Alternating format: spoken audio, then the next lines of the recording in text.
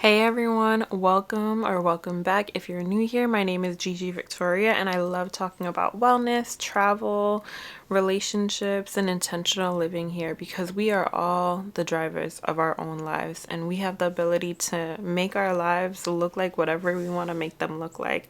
And I believe that we could do that through intentional living, wellness, and our relationships with a little bit of travel sprinkled in there. And so if that's your kind of vibe, make sure you hit subscribe and join the family. And so today I really want to get into living intentionally in our relationships when it comes to red flags, noticing those red flags and knowing when to walk away. Because it could be hard when you see a red flag but you're not sure and you think that something is a little weird or a little off, but you're just not sure.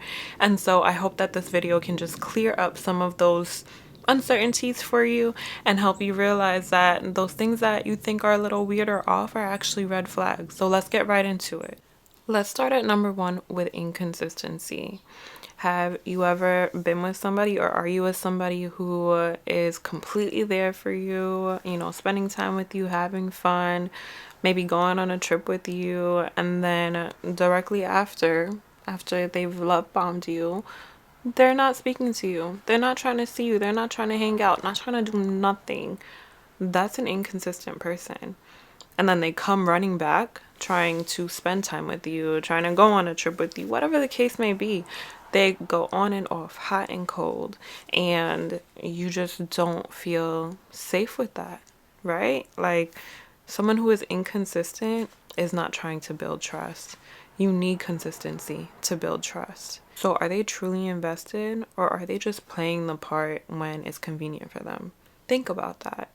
And if they're inconsistent, why are you with them? This next one might be a little hard to detect because when you're enjoying your time with someone, maybe sometimes deep communication is not important. But if you want a future with someone, then you do want to look at this one. You want to be engaging in deep and meaningful conversation from time to time with the person that you're with. Because if they're constantly just having surface level communication with you, never really want to talk about the future or even how they're feeling, how are you going to build a life with someone like that? Communication isn't just about chatting. It's about you two getting to know each other and just going deeper in different ways for you to build that foundation. Again, build that trust, build that connection with each other. And so if your partner, your boyfriend, girlfriend is not really engaging in meaningful, deep conversation with you, then you might want to double think this because it points to something even deeper maybe with them where they're not able to confront their emotions or be deep enough to connect with another human being. And so for your sake, you might want to rethink that relationship, rethink that bond. And if they're unable to go deep, you may not want to be building a future with that type of person because they might be dodging commitment or intimacy, which is so important for a long lasting relationship. This one's big and probably one that you've heard a ton about: emotional unavailability. It might look like they're keeping a wall up, avoiding being vulnerable, or even shutting down when things get a little too real. And so this kind of goes along with the last one that we spoke about with having surface level communication. Someone who's emotionally unavailable won't be able to meet you where you're at. If you're pouring love into the relationship in a healthy way, of course, and just wanting to be completely in love with this person, and they're just not there emotionally, they're not able to pour into you the way that you're pouring into them. And so it could very easily become a one-sided relationship, and I can guarantee you that it would become one if someone is emotionally unavailable and does not grow to be available in your relationship. It can't work with just you. And so ask yourself, do you want to be in a one-sided relationship where you're the only one putting in that work? Think about that and let me know in the comments if you're in a relationship or dating someone who's emotionally unavailable, because it's tough. And I want to know if you'd be willing to continue that and see what the future holds with someone like that. I'm sure you wouldn't want to continue. because you deserve to be loved and, with someone who's able to pour into you the way that you pour into them. Next, let's talk about boundary pushing. Boundaries are so important to set in any relationship. And so if your partner is showing up to your place unannounced and just doing things that completely go against where your boundaries are, then of course, first it's important to communicate that with them, that you don't appreciate that. Maybe they were used to that in a last relationship, previous relationship, but with you that doesn't work. And so make sure that you communicate these things. Everything that we're talking about here, make sure you communicate that you don't like them, to see if there is any change. And with boundaries, make sure you communicate with your partner what your boundaries are. Some boundaries are very much obvious, but others you do have to communicate.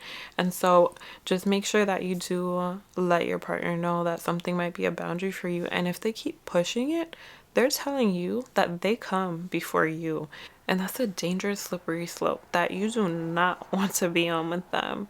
Because when someone starts to push your boundaries, it could go into so many different boundary pushing arenas, and your body could be a boundary that they push, and I don't want you to be in that situation.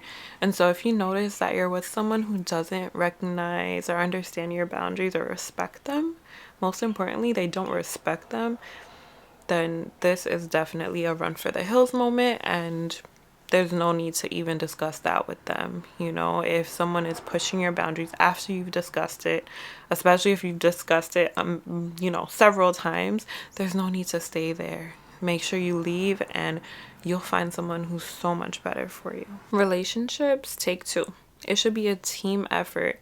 And so if you're with someone where it feels like they're putting in bare minimum effort, then this is a red flag. They're taking advantage of you and being so loving, open, pouring into them however you may be pouring into them. And they're realizing they don't have to put in much work, that they could put in minimum effort and get by. And so this is a red flag, because it's unhealthy for you, again, to be, pouring into somebody without it being two-sided. And you end up draining yourself out when this person is reaping all of the benefits and, the amazing feeling of being loved on by someone else. And you're not getting that with this other person putting in bare minimum effort. And ultimately, it means that they don't value the relationship as much as they should. And again, I keep saying deserve, because I truly do believe this. We all deserve someone who's going to do the complete opposite of all of these. Someone who's going to put in the effort to be with you the same way you are. Someone who's going to be emotionally present.